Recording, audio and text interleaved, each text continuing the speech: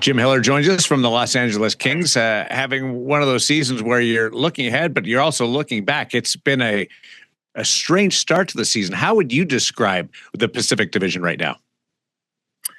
Well, I mean, you look at the standings, and I guess you look all over the league, but not much to differentiate any of the teams. And it's felt, this is November. We just went through November, and that felt like leading up to a playoff series. Felt like everybody's grinding for those last points, playoff standings, and we're in November. So I expect that we're going to see this pretty much the rest of the way, and that's probably different than certainly that I've experienced before. How many practices did you have in November?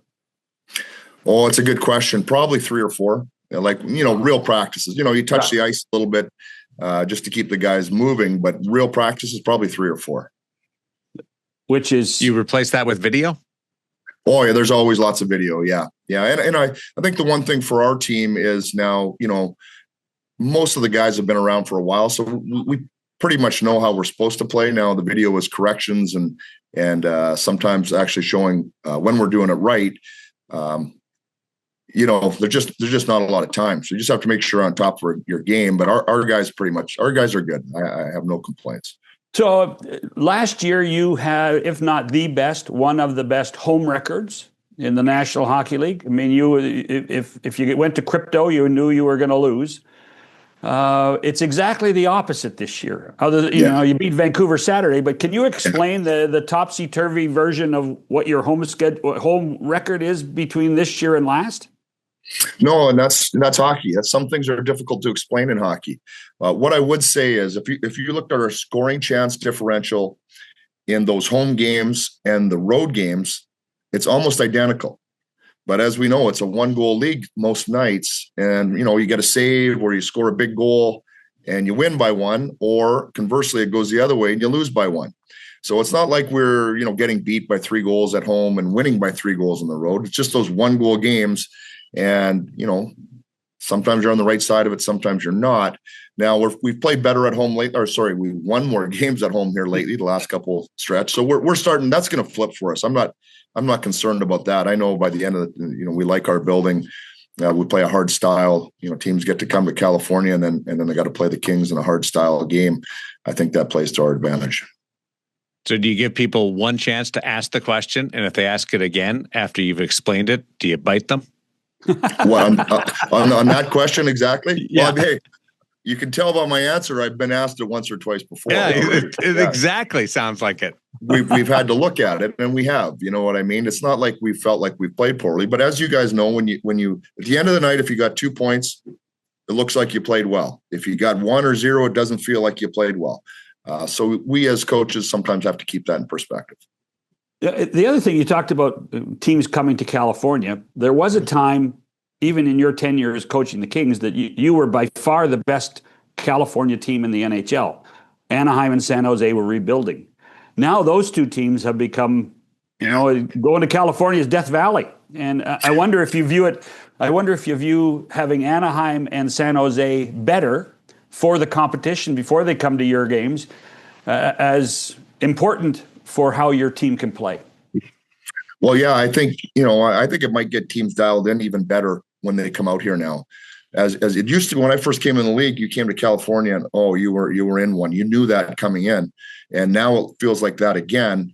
So I think on the trip out, that it's going to be 3 hard games, very hard games. And we've been in both those buildings this year, and they're tough buildings. So I think maybe you might find just a little more focus across the league, knowing when you're coming out here, it's going to be real hockey. Have you noticed any trends with the game in the first quarter plus of the season? Because there's always different things that jump out to us year by year.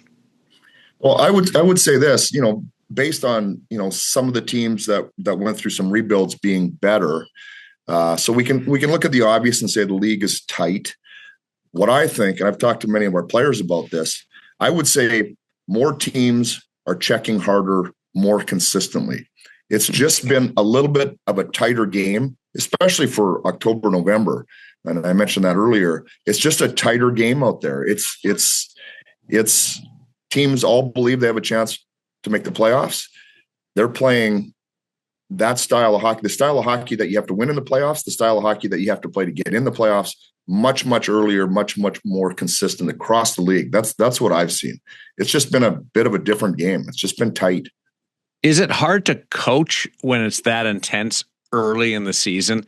And what I mean by that is you don't want to be the heavy all the time or all year, but it's tight already. So how do you manage picking your spots? Well, I would say our team, historically has played pretty tight games no matter what. We just are typically in a 1-goal game for whatever reasons. But this year, I think we've had 12 overtime out of the 25. Mm-hmm. We haven't lost by a wide margin. We haven't won by a wide margin. So we've had basically 25 games that have been, you can't make a mistake through 25. So we really haven't had that game where, okay, we're up by 3 or 4, we can just bring it home. Players can just relax just a little bit, or we've had an off night, we're down by 4, then half a game left, we're trying, but it doesn't look like we have it tonight. And the game kind of goes away. We haven't had one of those, and I would assume there's other teams in the league that are in that position. So it's just been pretty intense the whole way through. So yeah, when it's like that, nobody can afford to make a mistake. The coach is on you.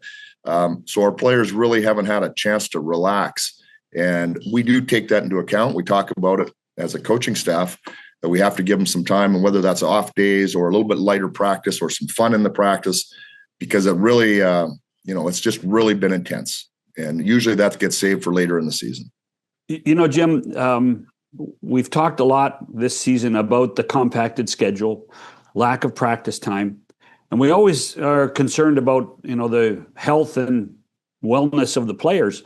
How does that affect a coach when you think of the more intense time that you have to be involved on a daily basis? And I mean, you need downtime too. Yeah. Well, that's hard because you always want to do more. You'll talk to every coach or coaching staff, and you always want to do more. There's something you can tweak or something you can fix or something you can do better. So yeah, we're in it with the players in that sense that it's been, really quite a run for the first 25. But I mean, that's our job, and our job is to, just like the players, balance ourselves a little bit.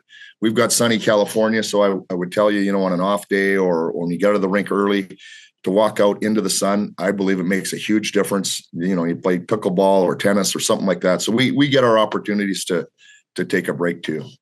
Don't get Darren going on the pickleball. Don't get Darren. Yeah. Oh, me and DJ Smith. Yeah, we go at it pretty good. We've got a running competition here. How do you take advantage of them? I try to get them at the end. I try to get them on the conditioning in the end. We always play 7-game series. I usually try to pull back at the end. He gets me early. I get him late. What's a fun practice look like for you? What drills are you doing? Fun? Well, yeah. I would say we would do, and it wouldn't be the whole practice, but I would say towards the end of the practice, just some competition drills, team versus team, 3 versus 3, forwards versus defense, something where there's a winner and there's a loser, and it's more of an offensive element. So there's a bunch of different things that you can do. We like to try to pit the forwards versus the D and try to make it as even as we can. So you won Saturday night. Here we are. We're talking to you on Monday. What do you do on the Sunday? Do you try to? Was it a mandatory day off for the players yesterday? Yeah, it was. We had a back to back, so we were in Anaheim in the afternoon the day before. So it was a back to back. So it's pretty much an automatic for them. Yeah. So and then we practiced today, and we play tomorrow Washington already. So what do you do? What did you do yesterday other than look at more video? Oh yeah, right. Well, come in and do some work. Exactly. Yes. Do that. And no, I just, again, I tell you, we had a nice day. I was able to get out with my wife, walk the beach. Probably that's what most guys do when you talk to guys. Yeah, I went down with the family, went down, walked along the beach. So that's pretty much a standard part of the day. Where did you and DJ cross paths? Well, I was with him in Toronto. So I was with Mike Babcock in Detroit his last season. Went to Toronto, and then DJ joined us in Toronto. So we spent 4 years together in Toronto before he went to Ottawa and I went to the Islanders. So it was a pretty quick decision, or it seemed like a no-brainer when he joined you.